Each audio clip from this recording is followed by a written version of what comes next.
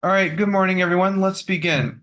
We're going to be talking about PID in relation to the CIMON PLC. If you don't know what PID stands for, it's a calculus-based term. It stands for proportional integral derivative.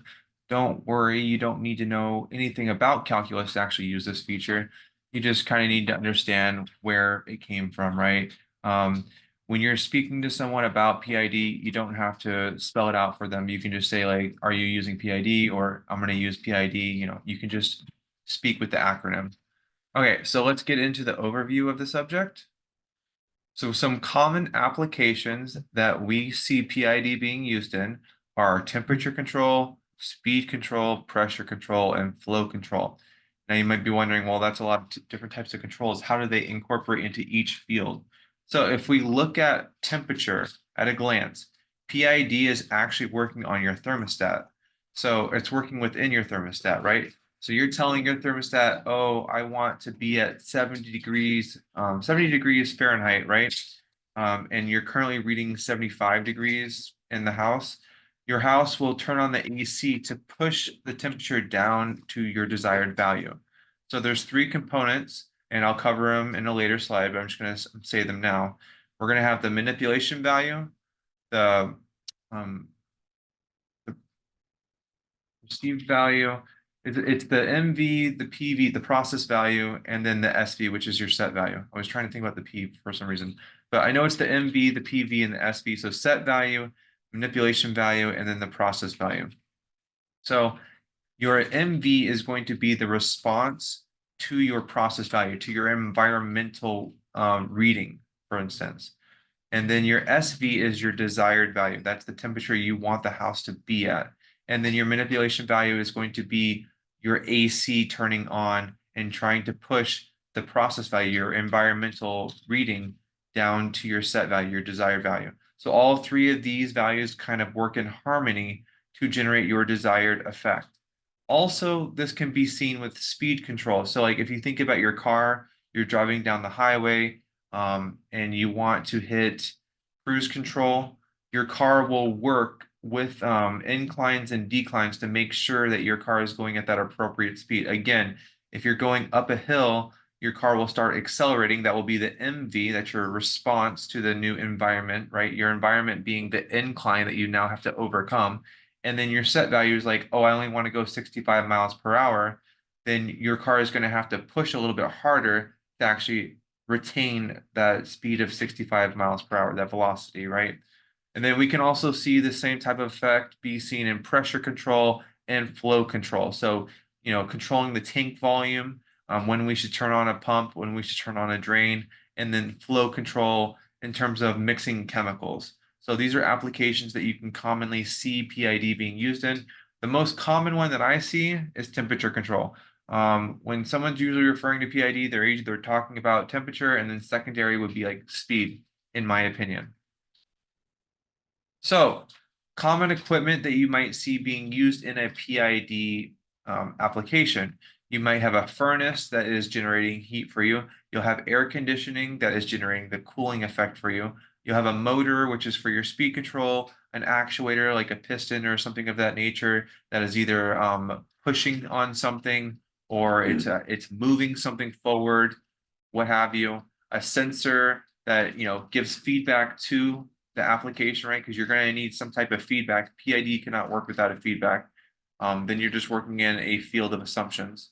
So some sensors that you might, be aware of are RTDs. So that is a resistance temperature detector, a thermocouple or thermistor. These are three different types of sensors that we can use to determine what the temperature is in a certain environment. Some are more accurate than others. Other applications require some different sensors because of the logistics, right? So if you're reading a temperature that is far away from your CPU, right? So from the controller, you're more likely going to use a thermistor because the integrity of the signal will be better over a long distance. But if you're using something like if you want to read the temperature pretty close to the controller, maybe RTD might be a better fit for your application. So when you're using a motor and you're generating a speed, you need to be able to get feedback from that motor telling you how fast you're actually going. because you can't go on a world based on assumptions, because you could tell a motor to go 50,000 hertz, but you don't know if it's actually going 50,000 hertz. So an encoder, which is going to be a speed feedback mechanism, will tell you how fast you're actually going. And then last but not least, you might see something like a VFD, which is similar to like a motor, or not a motor, but like something that controls a motor in that sense. We send certain frequencies of AC to the motor to go at a certain speed. All right, so these are just, there's more than just this. This is not an all-inclusive list, but these are just items that you will commonly come across in a PID application. Okay, so what is PID? I kind of already briefly explained this, so let's go into like a giant definition. I don't want to explain, or I'm not going to read the whole slide to you, but I will give this presentation out to you after the whole session is completed, and you can go through it on your own. But as again, PID stands for proportional integral derivative. Those are calculus-based terms. There's three variables that we're going to be concerned with. That's the SV, the PV, and the MV. So we have the set value, the process value, and the manipulation value. They all work in harmony to create your ideal application. They increase consistency, they increase efficiency, and they increase your cost savings as well. So these are attributes that are affected by PID. And then again, the SV is the desired value for steady state. PV is your feedback. That's the environmental reading that you're getting from your application. And then the MV is your manipulation value. That is your response to the PV trying to get to the SV. So it's your output. It's your response to getting to that steady state. So what's an example? I kind of already went over this with a thermostat, but the desired temperature in your house is set on the thermostat, which is the SV. That is the set value, the desired value. The PV is the ambient temperature in your house. That is the environmental reading. And then the furnace or the air conditioner turning on would be your MV. That is your response to the environment in relation to your desired value, the SV. So that is PID in a nutshell, just a brief definition. So what does it look like, for my visual learners? What does it look like? So over here on the left-hand side, we have a CPU module. We have the controller, right? So the controller is doing all this PID operation inside, et cetera, et cetera. So it's getting an analog reading. So it's getting a reading from the sensor. So an RTD module or a thermistor module, you're getting a temperature reading, and it's coming into the controller through an analog module. And that is going to be your process variable. So that's your PV. And then your SV is what you're going to set from your HMI. And then you put both of those together into the PID operation, the PID formula, and then an automatic manipulation value will be generated. You can use a manual manipulation value, but that's for more like troubleshooting of that nature. But your automatic manipulation value is going to be sent to your analog output card, or you can turn on a digital output. However you're going to use your control system, that's fine. For cost savings, you can probably go with a digital output because you're only going to generate like a 65-degree Fahrenheit temperature whenever you turn on the AC. Some people, will resort to using just a static temperature for their AC or a static temperature for their furnace because they don't want like that dynamic difference in controlling their AC unit. So it's easier to just purchase a unit that generates one standard output of temperature. That's what I'm trying to say here, versus like a range of AC. So it might be easier to just generate like 65 or 60 degrees Fahrenheit as your AC unit rather than like a range of 60 to 70 degrees Fahrenheit of that nature. So again, going through this, the CPU module on the left-hand side, also known as our PLC, CIMON's PLC, has this operation already embedded into the PLC. There's no additional module required for the PID operation. It's something the CPU handles by itself.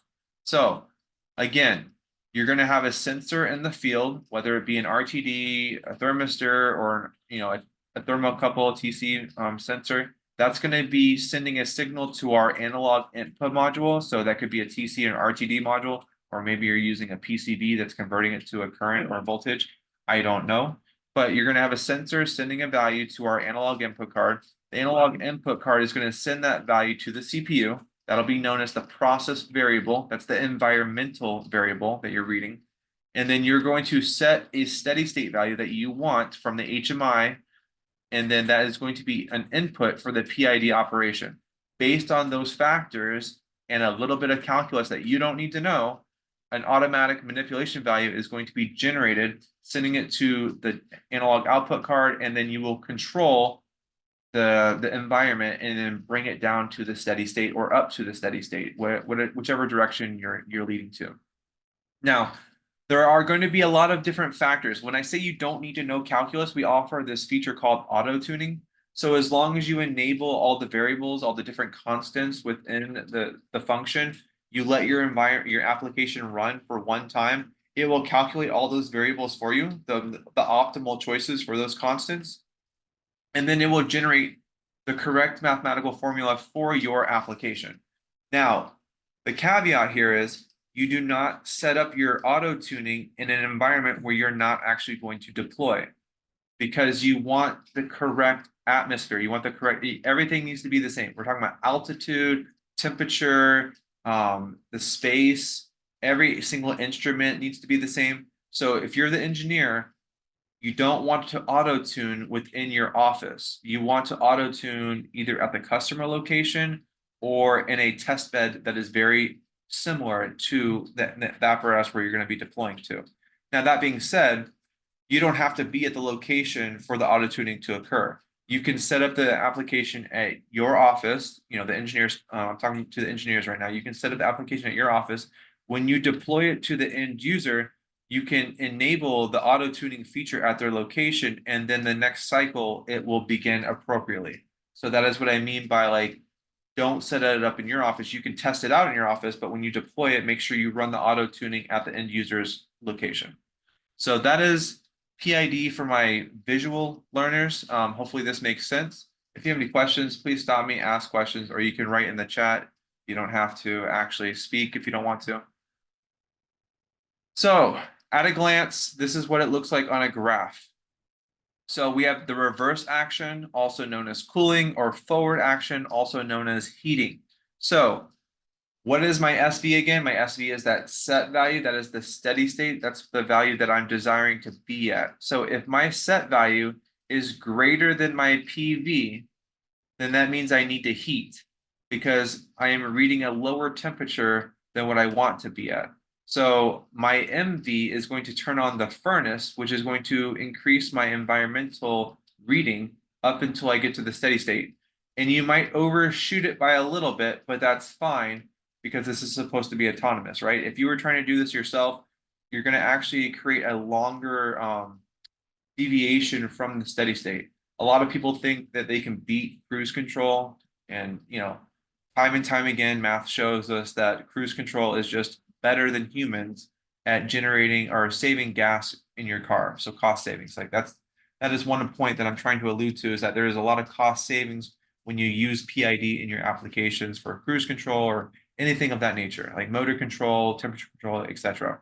So heater turns on, it pushes us to the steady state. It goes over a little bit, then the heater turns off, comes back down, and then we get this oscillation method around the steady state. And that's what actually is the whole PID application. So we get like a little tiny like sine or cosine curve around the steady state value. And then on the opposite side, we have cooling. So if the PV, the environmental reading, is larger than your desired value, then of course you're going to turn on the AC unit and then push it down towards the set value, right? And then you're still going to get this type of oscillation method.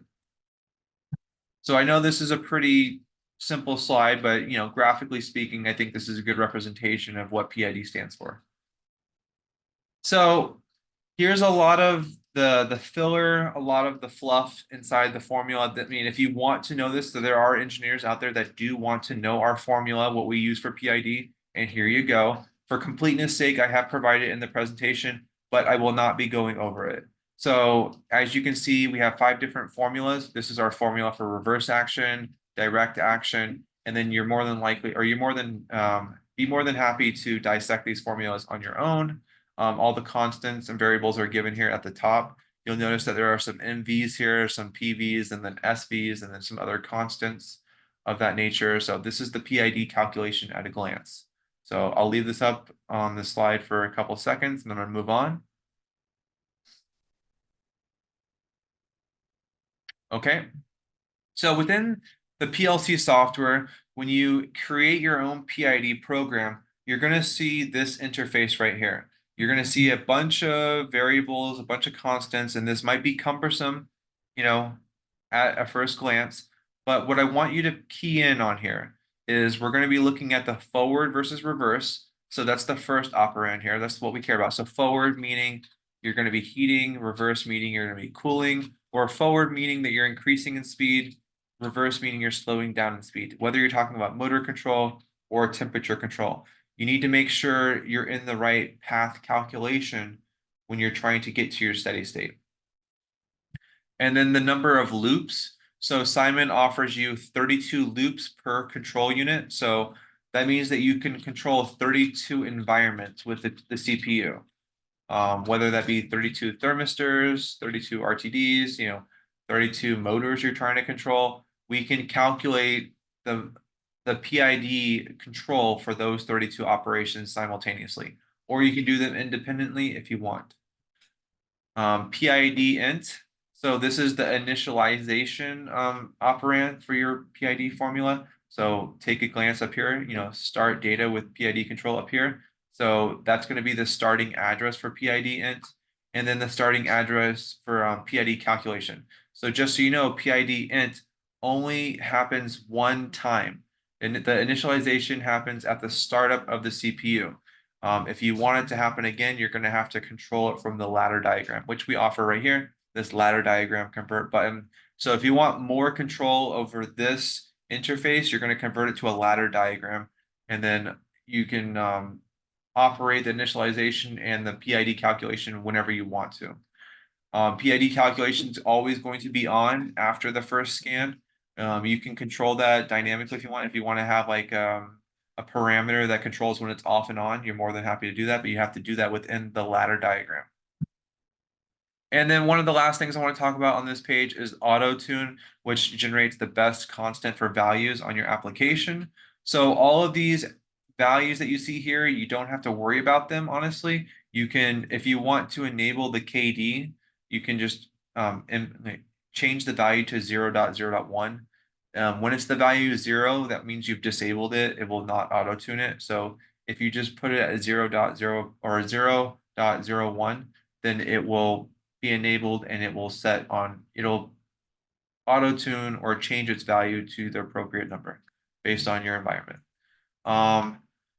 Your MV low and high limit, that does not get auto tuned. That's something that you can control. So you can control like the threshold of how much you're going to be outputting to the analog card. So maybe you don't want to generate the full effect.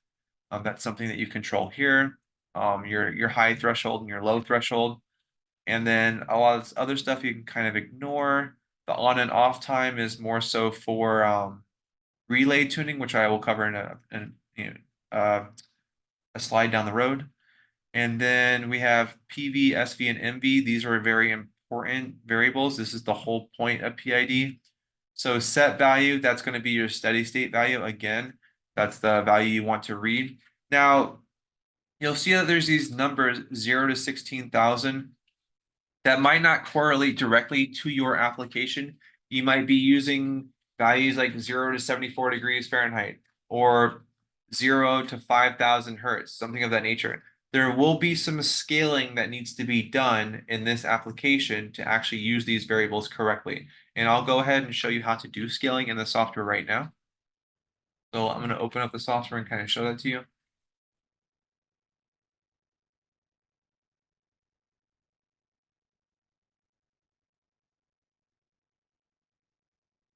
So here's the software. I'm going to open it up. Just going to create a basic program. So say I was reading a tank level, or let's not even go with tank level. Let's say I want to change the temperature to 73 degrees, right? So we're going to scale 0 to 16,000, or let's do 0 to 90 degrees Fahrenheit. to 0 to 16,000. Because the PID calculation needs to see a value between 0 and 16,000, but you don't know what that means like off the top of your head. So you know from a reference point what 0 to 90 degrees Fahrenheit means, and you want to convert that to 0 to 16,000. So you're going to use a scaling function, something of this nature. So let's just say I'm going to, for simplicity's sake, I'm just going to, keep it very simple in terms of what operands I'm choosing. Of course, this would not be applicable to your application because I think maybe we can make it more applicable. That's fine. So if I want, so we're looking at SV right now, right? Because I'm choosing the temperature I want to be at. So SV in this case is D100. So that means that this one would be D100. So, and then we'll say that D0 is coming from the HMI, and then D2 is going to be our linear function. I'll change that to D1. It'll kind of make sense in a second here. Doesn't make sense yet, but it will, I promise. So move 0 into D1, D2, move 0.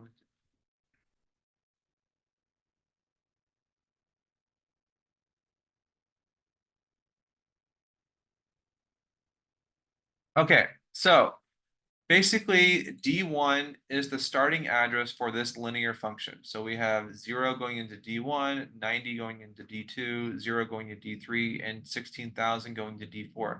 So what does that mean? That means the value D0 that's probably coming from your HMI, whatever value you want to say you want to be 74 degrees Fahrenheit. So if I want to be 74 degrees, I'm going to send that value to D0. D0 is going to go through this linear function right here. It's going to be going through the raw inputs 0 through 90 and then be output as a number between 0 and 16,000. And then that value will be stored in D100. What was D100? D100 was our set value. So that is how you would apply this to your PID formula. So I'll go ahead and show that in simulator so you can kind of see like what to expect. So let me get the simulator might take a second to run, 1 second.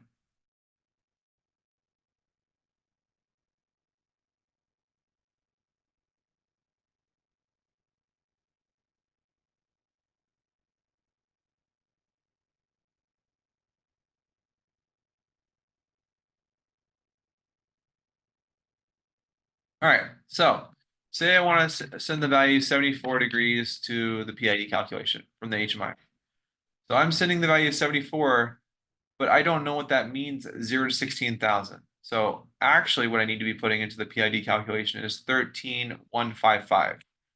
So, and then the PLC will take care of that for you. So the SV, what you'll see here inside the operand, inside the data register, will be 13,155. And that simplifies the whole thing for you if you just use this scaling function. Likewise, you can do the same thing for your process value and your manipulation value. Say you want to generate like, I don't know, 95 degree, or you want to generate like 80 degrees, then you would have to send that value accordingly to your MV, your analog output card. About that.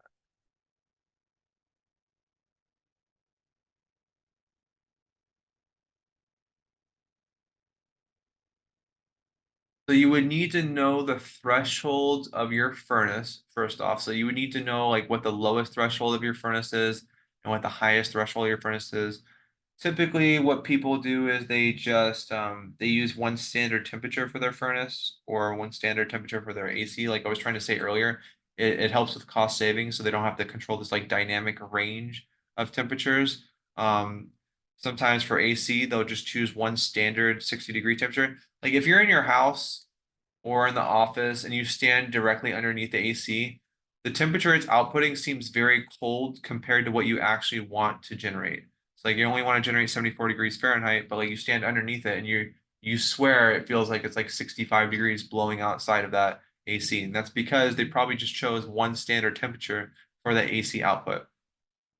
So that being said, what I'm about to show you would not really work for your application if you're doing that, because I'm going to show you a dynamic temperature control.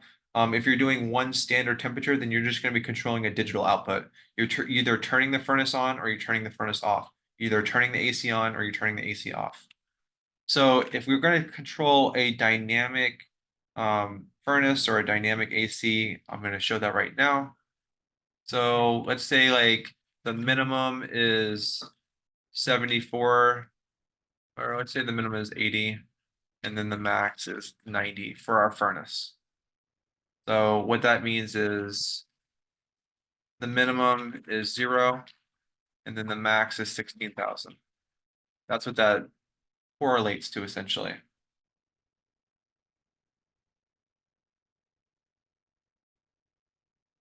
So inside your PID function, disconnect 1 second.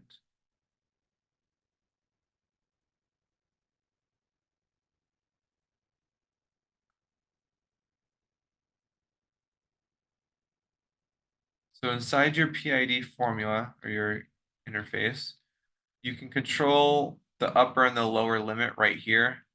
So maybe you just have 0 to 90. I mean, it just depends on what you want right here for your low and your high limit.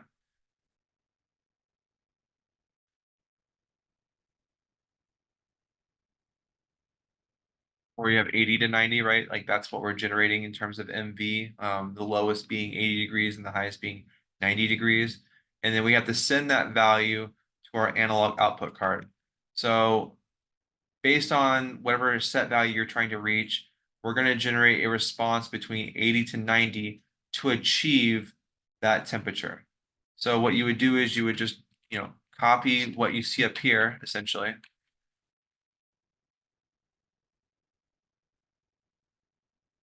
So we're going to scale the actual MV value, which was right here. So that's D102. So it says 0 to 16,000, but that's not true because we're controlling the low and the high limit up here, 80 to 90. So this is just the possible values it can be, but it will be 0. It will be 80 to 90 right here. So D102, I'm going to put that right here. And then we're going to send that to some D value. Let's just say D200. And then we're going to create a new D register, a new linear function. So let's go with 300. Actually, this D choice I made up here doesn't make sense because that overlaps the PID formula right here. If you notice, we have some D registers right here, D2, D3. So that would actually overlap what we chose right here. So we actually need to change that as well, just for completeness sake. And I'm all over the place in terms of D register choices. So I'm just going to choose 400 over here to separate them.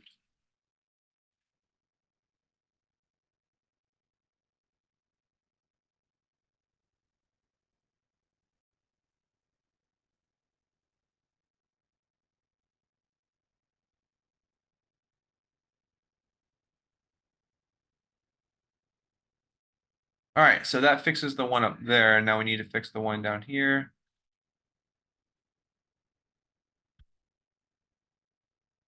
So if we're moving 80 to, we're scaling the value 80 to 90, whatever our PID calculation generates onto the value 0 to 16,000, which is going to be sent to our analog output card, which is actually controlling a furnace being 80 to 90 degrees.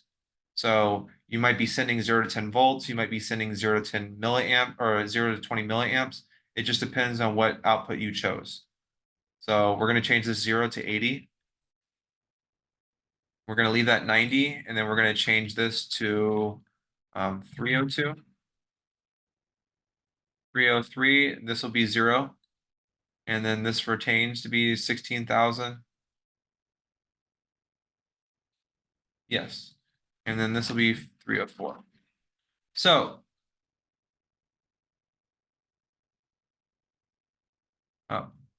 just change this to 1.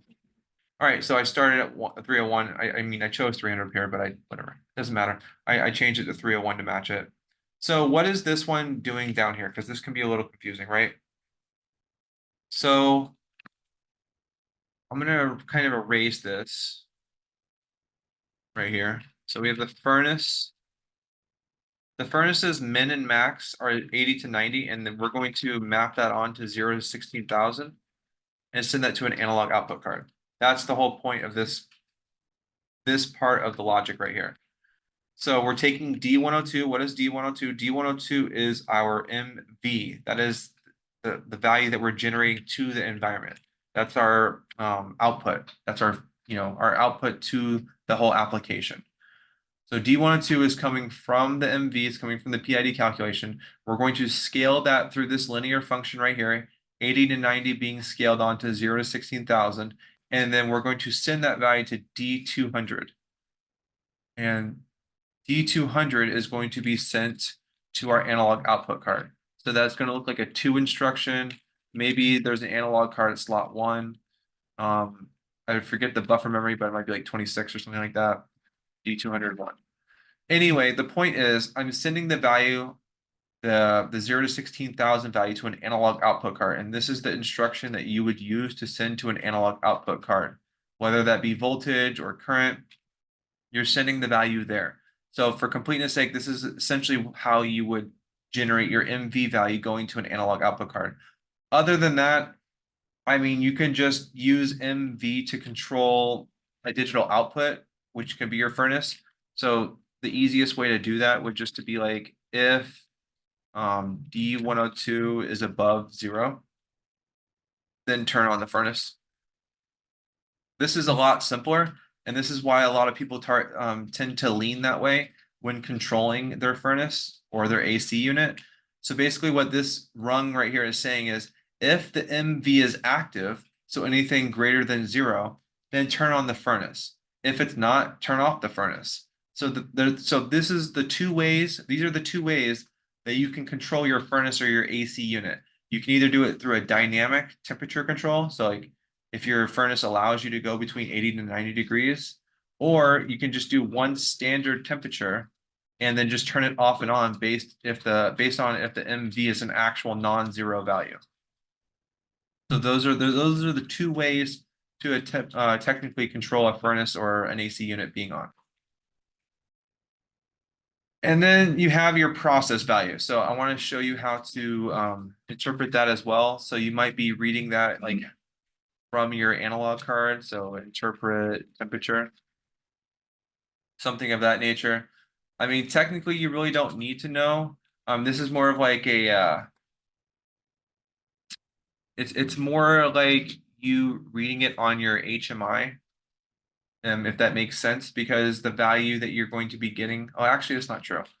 So when you interpret the value, make sure you look at the precise the precise value. So whether that be the temperature. So if we look at an analog card for the temperature control,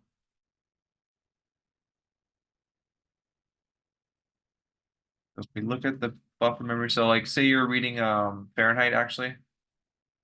So say you're actually reading a Fahrenheit value, you'll see something like this. You'll see maybe like a 74 degrees or something of that nature. It is multiplied by 10, so you have to account for the decimal. And I'll show you what I'm talking about in a second. So you can kind of just ignore. So like what I'm trying to say is when it's accounting for like the extra decimal. So the 740 is what you might read through your thermocouple card, but what that actually means is 74.0. You don't need to worry about converting it. You can kind of just like see it that it's 74.0 and then send it to the PV, so your process value. That doesn't actually matter. It's like the 132 would represent like 13.2, and then so forth. Something like this would represent 123.4. So just like acknowledging that the number you're seeing, if you divide it by 10 in your head, that's the temperature you're reading. But for simplicity's sake, when you're converting data and scaling, you really don't want to convert it to float because you're going to cause a headache for yourself, I promise you. So if we're going to interpret the temperature and send it to the PV, this is going to be the method you would use. So you're going to use a from instruction.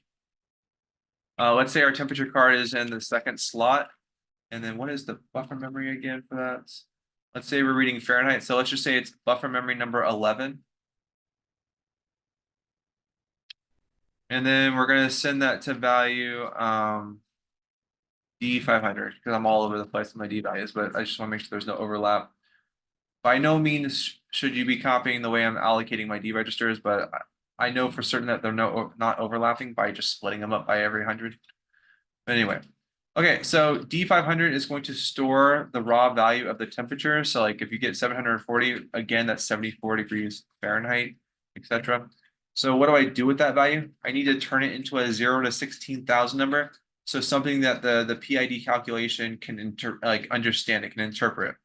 So if I know that you have to know what the low threshold and what the high threshold of your temperatures are going to be, like what can 0 mean and what can 16,000 mean. You have to know those actual values, by the way. So what does that mean? Let's say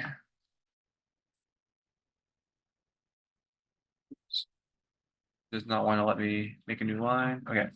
So let's say that the minimum is, you can read probably -10. And then you can read a max of, I don't know, 150. And then let's say this is in Fahrenheit. And then we're going to generate that onto a 0 to 16,000. So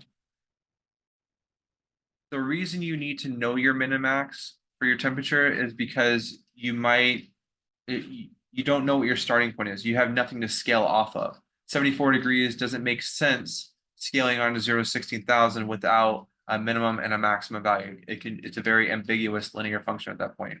Yeah, you actually have no linear function at that point.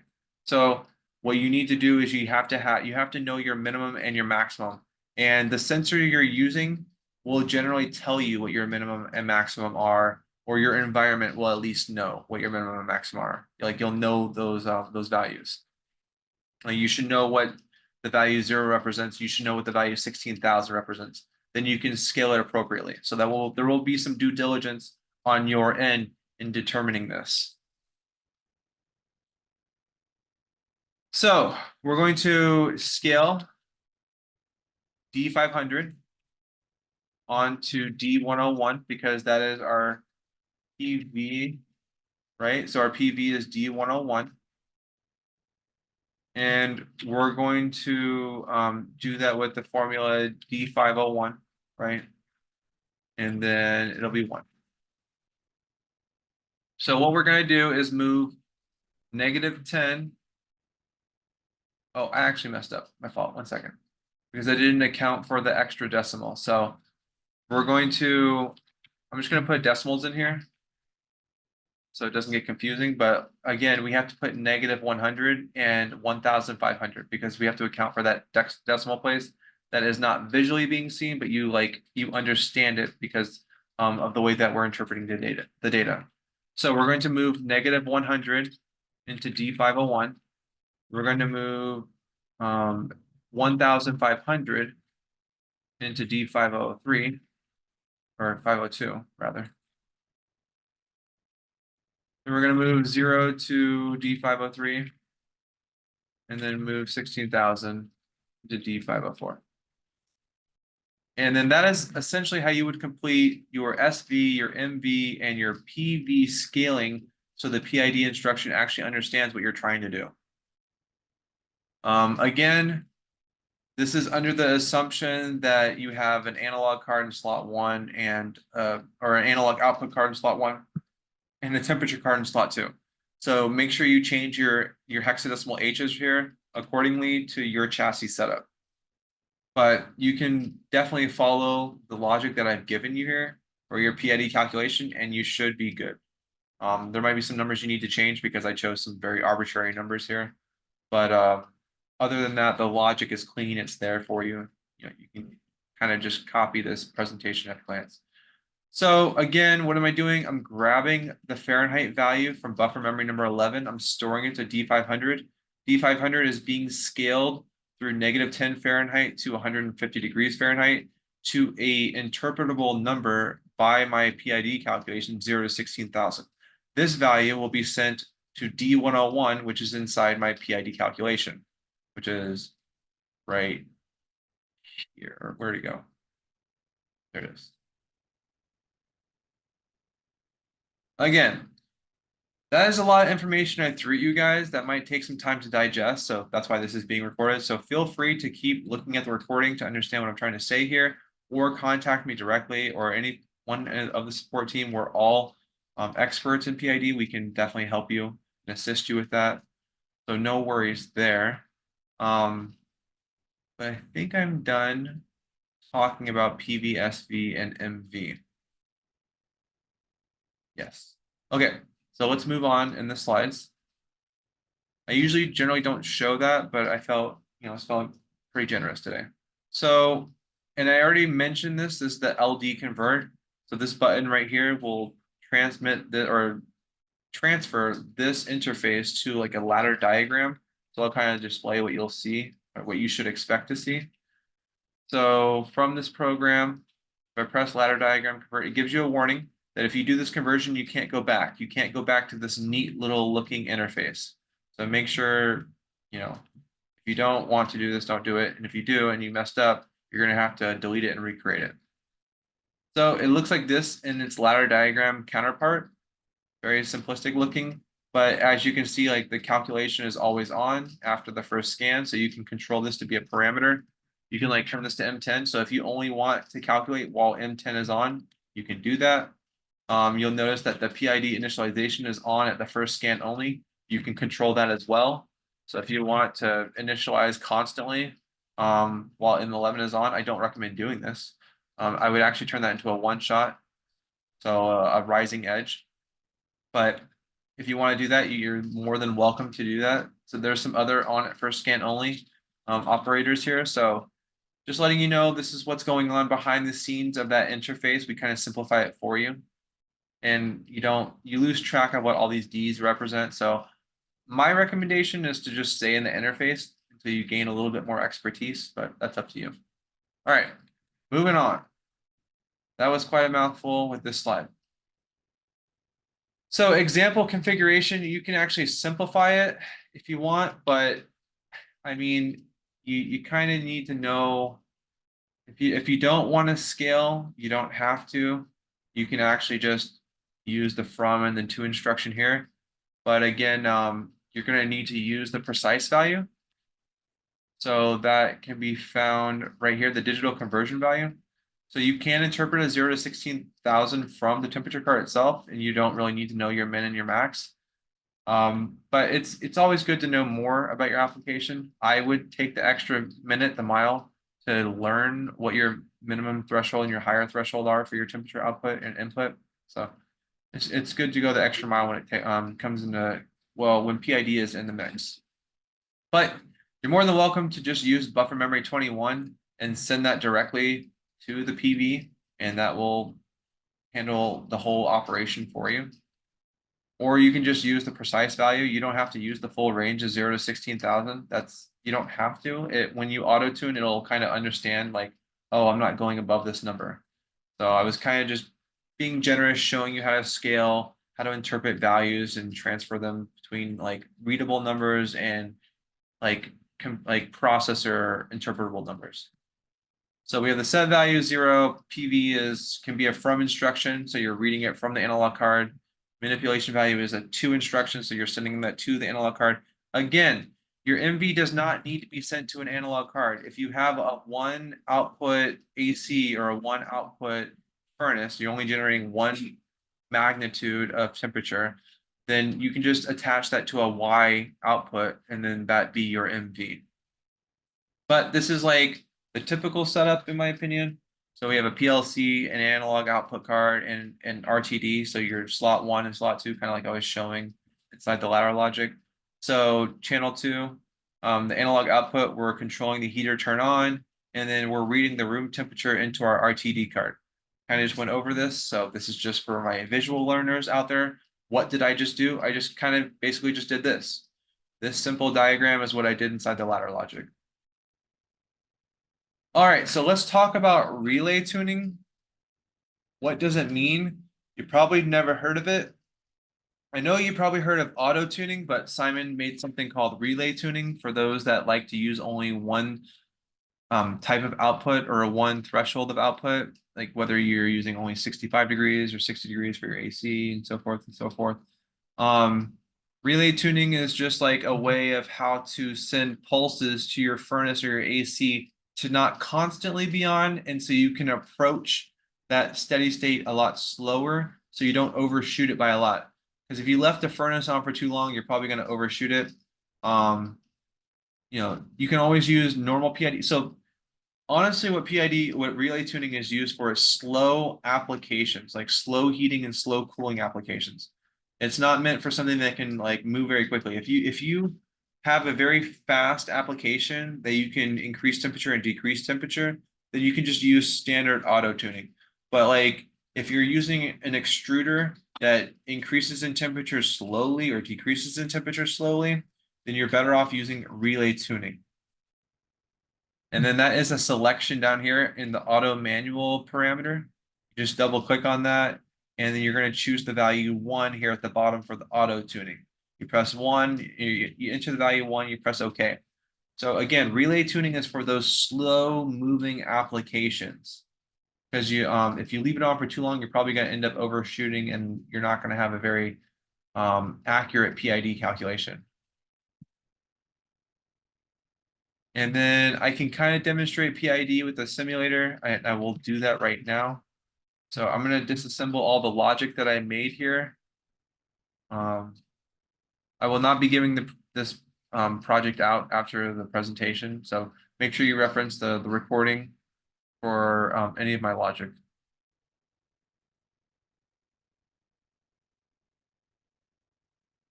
All right, so I'm going to create a new program. I'm going to create PID, press OK. I'm going to leave it as is. And then I'm going to create another scan program just to have it in the background. And then we're going to go and connect to the simulator.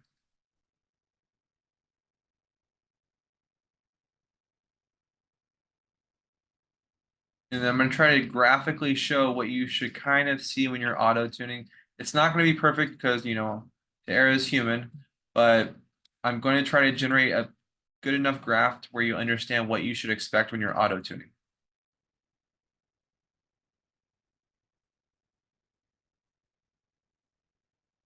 So you can see some values are already being crunched in the background because it technically is running. If you remember that PID calculation operand is constantly running right now. So we're going to go to the monitor view so we can see a graph, right?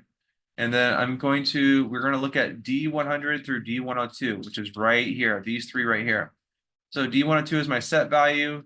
PV is going to be my process value. Again, that is the environmental feedback that you're getting. And MV is going to be your response to the PV trying to achieve the MV, the SV rather. All right, so I'm going to set this value and then I'm going to change the PV manually because I don't have an apparatus set up in my office. But we're going to start doing that right now. So it said choose a starting value, choose a set value for the auto tuning process. So I'm going to choose the value like 800, or let's just choose the value 200. And I'm going to increment in values of 10. So here's my PV increasing by 10. You can see that the MV is stuck at 1600 or 16,000 because it's like, hey, you're nowhere close to your desired value. You got to stay on. But we should see that value kind of decrease the closer we get to 200. And it might actually auto tune before I get there. Yeah, so it already did auto tune. So that was a successful message that I got. But I'm gonna continue to go towards or go towards 200, and you can see that the MV is actually changing. It's decreasing in threshold because like, hey, you're getting closer to that 200 number. I need to start decrementing. And then I'll slowly go towards 200 to kind of simulate what I should expect.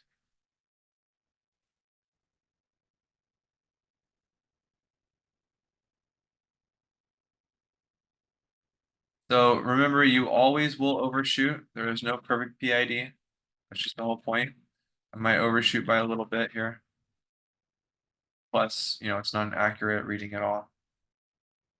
So we're going to leave it at 205 for right now. Because technically it shouldn't even be increasing really because like the MV is so low. But if you're doing like a relay tuning, like you're doing like an on and off type approach, then you're only going to have one type of threshold output. But if you're doing a dynamic range, this makes more sense what I'm doing. Now, if I actually go down, it might increment a little bit because it's expecting that I'm dropping down. So it's like, hey, I need to keep you higher.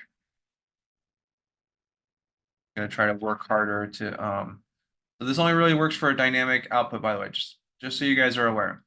So if you're doing like a relay tuning, you need to swap to relay tuning, or you need to swap to like you need to accurately auto tune your application. So, but anyway, the whole point of me illustrating this was the closer I got to the SV, the lower that my MV got in relation to how close my PV was to my SV. So all three of these variables work together in harmony to kind of give you that steady state function. And that's a wrap. That's all I really wanted to cover today. If you have any questions, feel free to write them in the chat or voice your opinions. And you can always contact us. You can always contact us directly at support@cimoninc.com or 702-820-1060. Option number 3, I believe. All right. Thank you so much for your time today. I'm gonna mute myself. I'll be here in case you ask questions, but that's it for today. There's no other slides to go through.